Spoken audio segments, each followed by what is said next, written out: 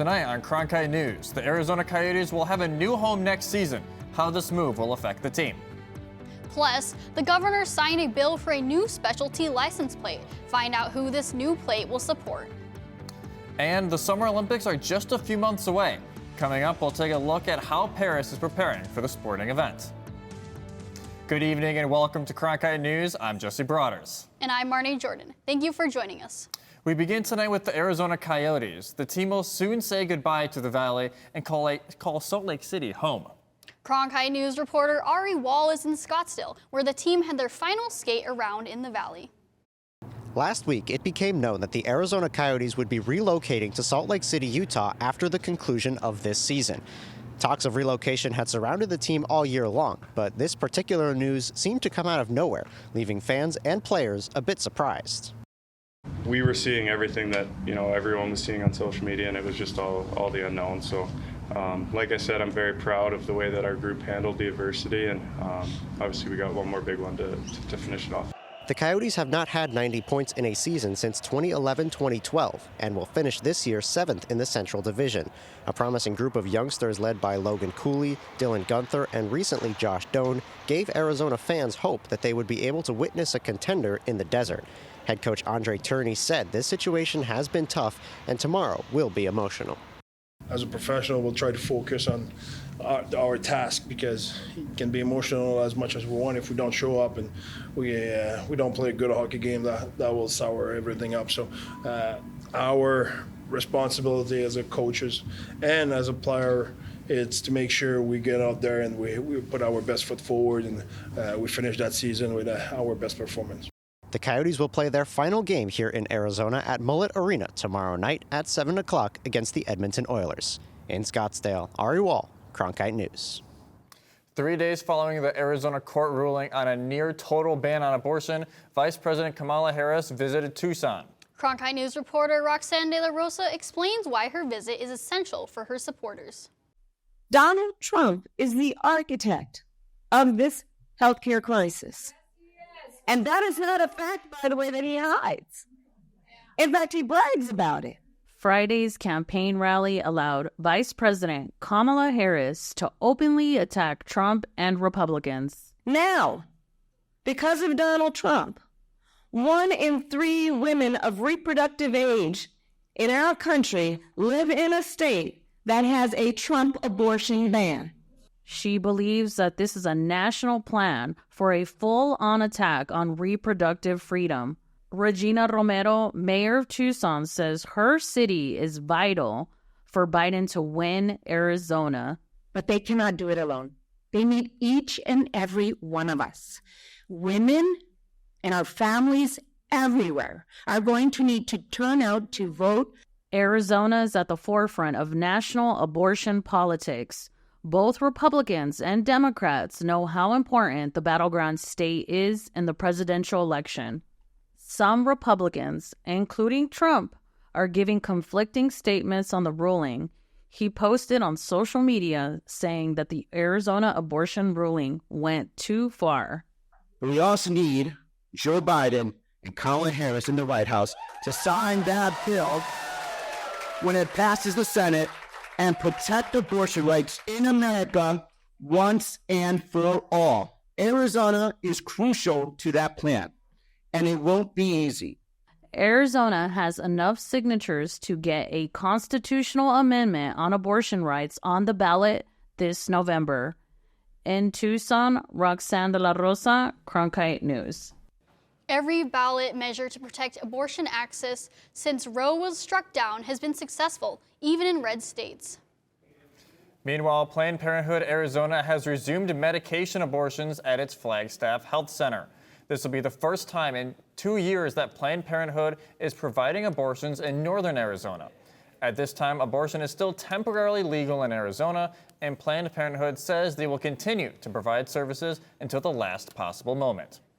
Arizona drivers will soon have access to a new specialty license plate, the Driving Support for Autism plate.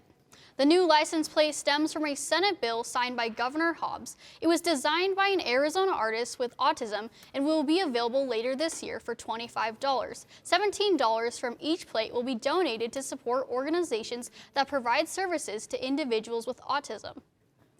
The Kari Lake campaign announced they have raised $4.1 million so far this year. The campaign received over 40,000 donations from nearly 22,000 donors from all 50 states, with 99% of donations being under $200, according to Kari Lake campaign. This is twice as much funding as they raised last quarter.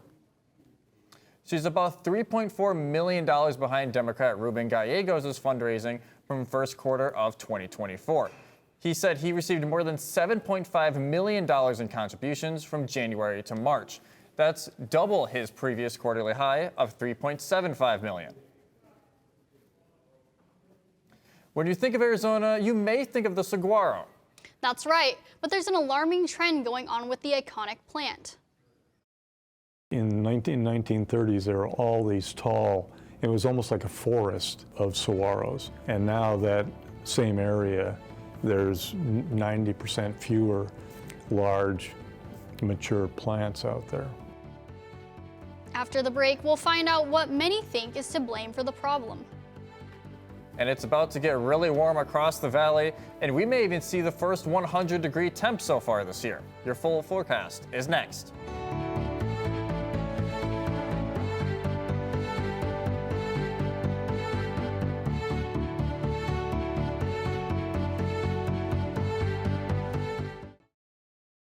What Cronkite News means to me is opportunity.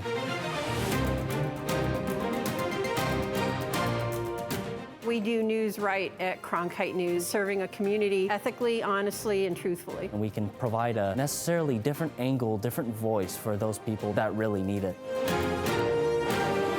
The students, they have a lot of passion for journalism. I get to do a lot of stories about the Hispanic community. And we have access to cover all of these sorts of events and get media coverage of all these different personalities and athletes, and that's just a huge thing. But it's also a chance for people here to be humanized. Individuals of all walks of life. Cronkite News will help take the next generation of journalists onto their next careers. I am old enough to remember Walter Cronkite. We're putting a lot of pride on his name because we are practicing a lot of the things that he did. I think he'd be smiling from ear to ear. I. We are Cronkite.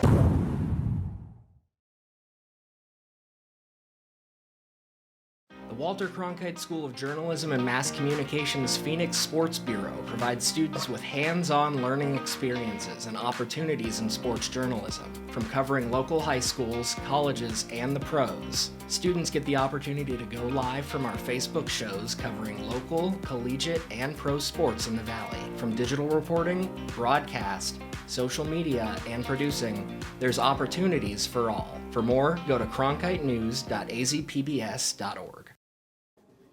We haven't quite hit summer yet, but last summer was the hottest summer ever on record here in the Valley. Those soaring temps appear to be taking a toll on one of Arizona's most iconic plants, the saguaro cactus. A group of journalists from ASU Sustainability documentary class brings us the story of the sweltering saguaros.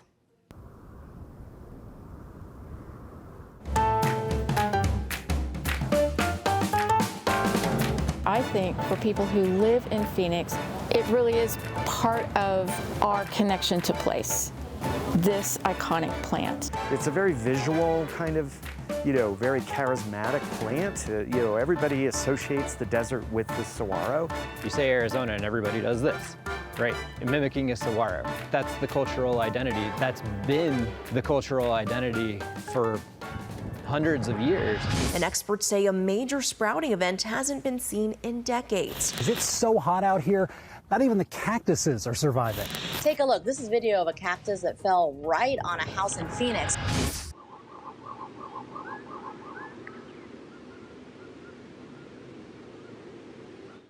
Yeah, you can cook them underground. They're real good like that. My name is Aaron Sabori, and we're out here in the Sierra, Australia. This is where I grew up hunting. There was a man by the name of Sylvester Matthias. He's the one that actually showed me how to start working with this kind of material. There's a long process to go before I can start cutting them, but I use a silversmith saw to cut them, the circles, squares, whatever I'm going to cut out of it, and I do it just about the same as a silversmith does, except it's wood.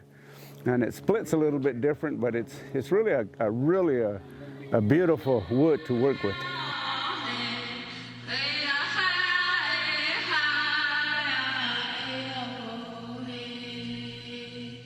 The Tohono O'odham and other indigenous groups, they respect and utilize the saguaros in every stage of its life, and they use it. The ribs are used for structures, they eat the fruits, they make wine from the fruits. But one of my most favorite things to do is to pick bahitach, the fruit of the saguaro cactus, and it happens every summer, and it's one of my favorite things to do. Our plants are not acting like they used to. Before, you could tell when you get ready to plant. We used to pick in July. We could always bank on it being done, 4th of July weekend being out there picking. Our physical new year starts around June, but it has to do with the harvesting of the saguaro plant. We harvest, and then we have a wine festival that we used to call the monsoons, and that's how the rain comes and stuff like that. And so when we're not able to do that on a regular basis like that, then it throws us off too. Fruits already have been gone, but this is a small piece of one. It's dry right now, and when we pick them, this is what we're looking for on the very top.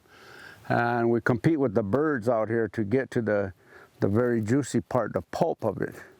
And sometimes you can find them laying down here where we can just pick them up and eat them, and it's like candy. The bahitach, or the fruit of the saguaro, is now growing on the side of the saguaros. And that didn't used to happen, and that's scary. And I know when the old people, the old ladies would see it, they would just cry because they knew something was changing. And it has to do with the weather, a lot of it.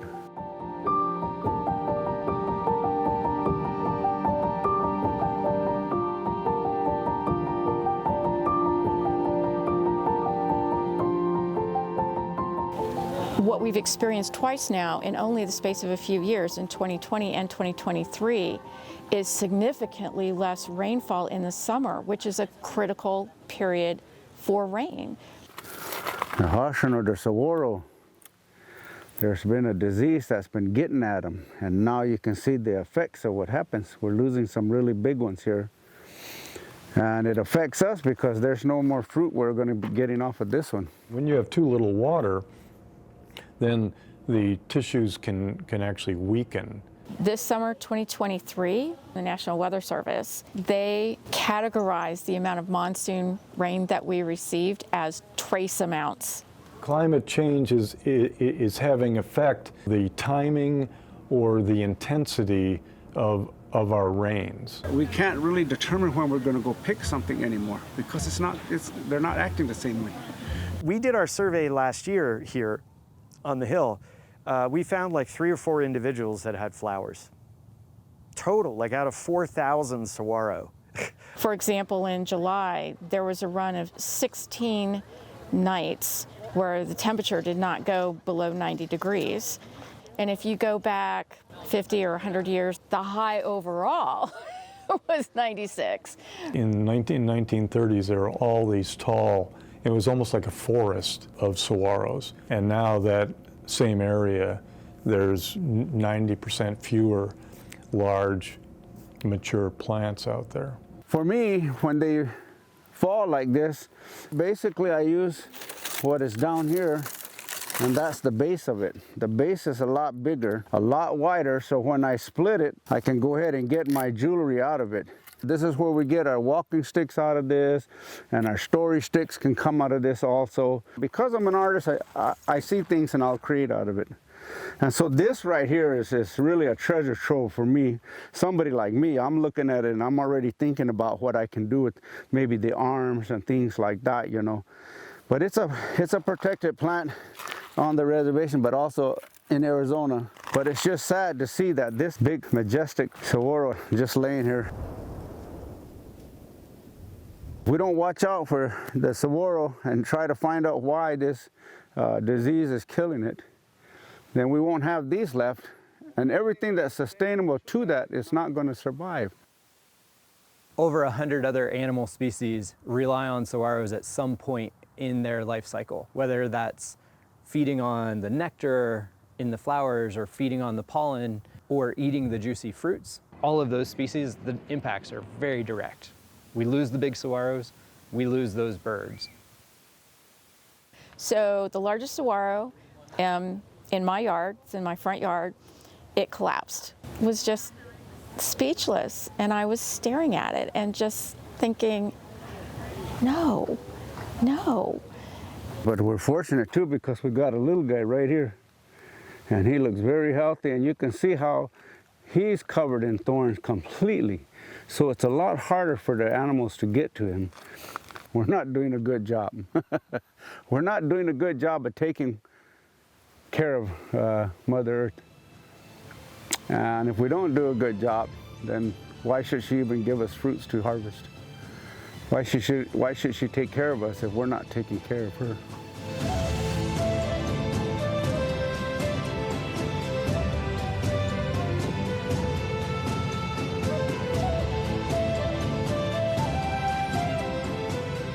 Jason, can you get out of the shop, please? Oh. What kind of art are you working on? What's your themes? Go one hand, please. Looks like it's obviously heat impacted. It's old. Jason, you're in the shop, bro. No, but.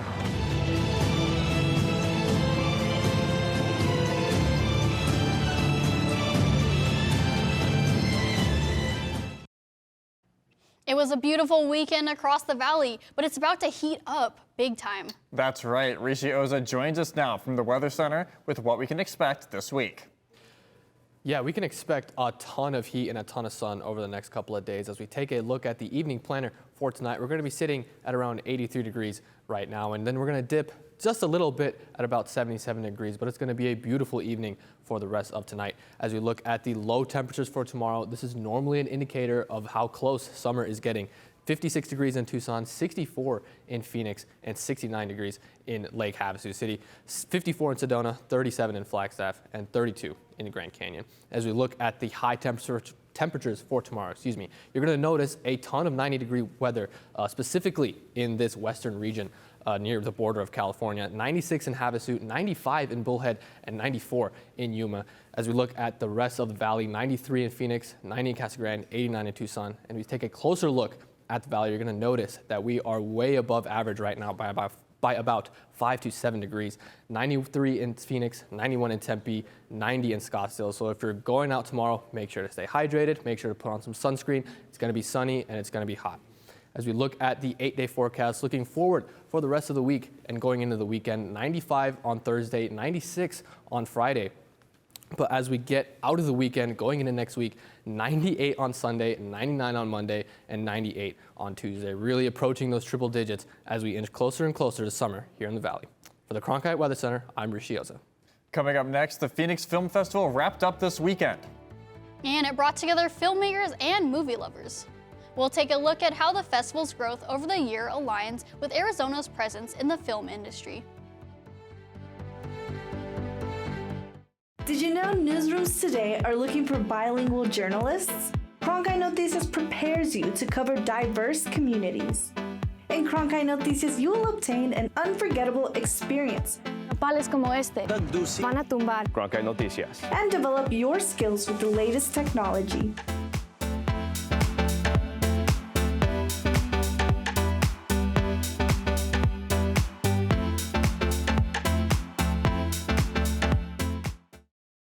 Cronkite News provides students at ASU's Walter Cronkite School of Journalism with the opportunity to gain real-world experience in the newsroom.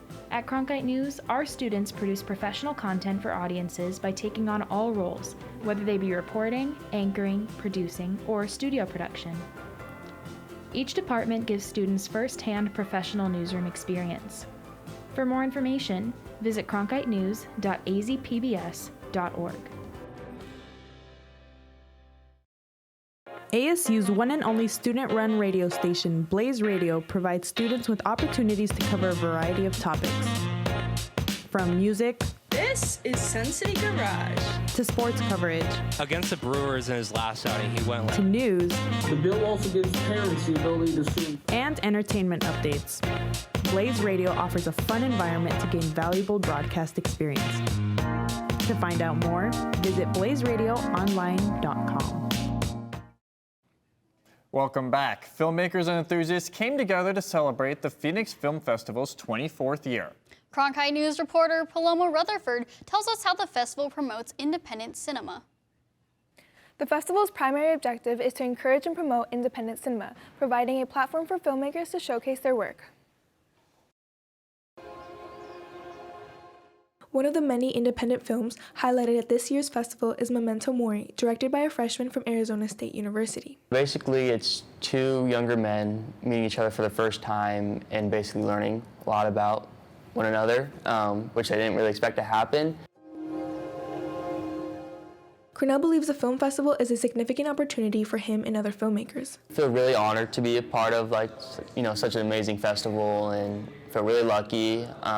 It means a lot. It's nice to see something you and your friends put so much time and effort. The executive director of the Phoenix Film Foundation has witnessed the festival expand significantly since its beginnings in 2001. He says the festival now attracts up to 20,000 attendees. We're at, I think, 290 screening events during the 11 days. The festival's rise mirrors Arizona's growing prominence in the film industry, something Carney said the festival has made a priority. We have local films, local short films, and local features playing right alongside that film. And so it really elevates the stage they're on and gives them an opportunity to be seen by a wider audience. Carney also said Arizona's lower costs compared to traditional film hubs like Los Angeles have made the state an increasingly attractive place for film production. The state has a new tax incentive for filmmakers to have some savings and rebates in order to make their films. Carney highlights the festival's role in supporting the creators by providing free workshops and networking opportunities. It's been a program. Director Greg Kudar, whose new film Sing Sing premiered at the event, shares why he values the festival. Is for a film, it's really, we had the process of making it, and the festivals is really the transition where we're giving it now to an audience, and then it won't belong to us anymore. His film follows a character who has been wrongly imprisoned and discovers a new purpose through a theater group with other inmates. The humanity and the human potential behind the walls of prison. The longer I've worked on this film, the more frustrated I get that people haven't seen what I've seen, and that's what the hope of this movie is. The film festival began on April 4th and ran to April 14th. Along with the film screenings, Carney said the festival is also dedicated to promoting diversity. In the newsroom, Paloma Rutherford, Cronkite News. There's another big event on the horizon. In just about 100 days from now, athletes from all over the world will converge in Paris for the Summer Olympic Games. Cronkite News reporter Wilder Adams wandered the streets of Paris to give us a sneak peek at how the city is preparing. Bonjour, ladies and gentlemen. This is Wilder Adams of Cronkite News, and today I am in Paris, France, where the 2024 Olympics are going to occur. And today I'm going to show you around the city and show you how the city is preparing for the global event.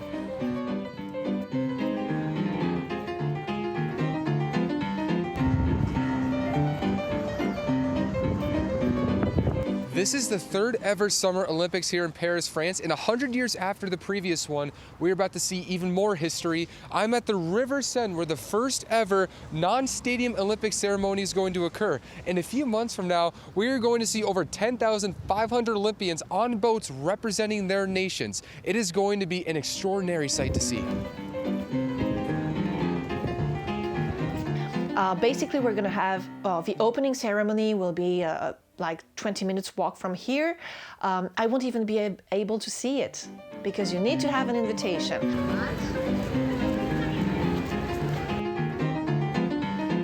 I am at the doorstep of one of the biggest artistic monuments on the planet that's going to have its own stadium right here, the Eiffel Tower Stadium.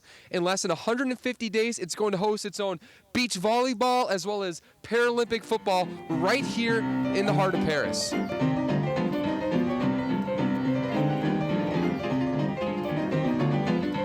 Over 4 million people every single day use these Paris metros, and with over 15 million visitors expected to come to the Olympics, expect this place to get a little bit crowded. They have said for the Parisians and people working in Paris, try to work remotely, avoid the public transportation because the public transportation is good for the size of Paris today. This is something also that's a bit of a problem. I mean, you're a Parisian. You want to be able to participate.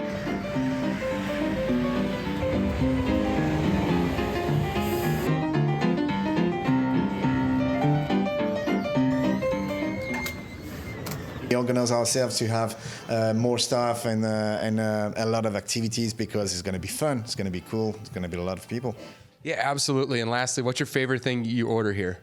Well, my specialty is truffle oil pizza. I think you tried it. So, and it's named the Rico. It's with truffle oil and mozzarella bufala and ham. It's awesome.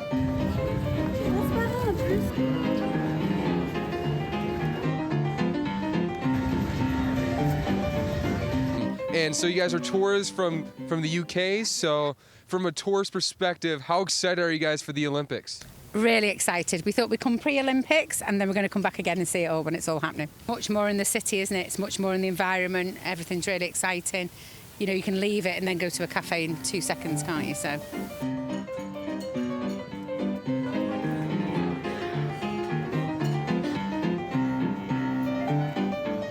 So that does it for our tour around Paris today. Once again, I am Wilder Adams of Cronkite News. I will be here during the Olympics, so stay tuned for content. But until then, bonsoir.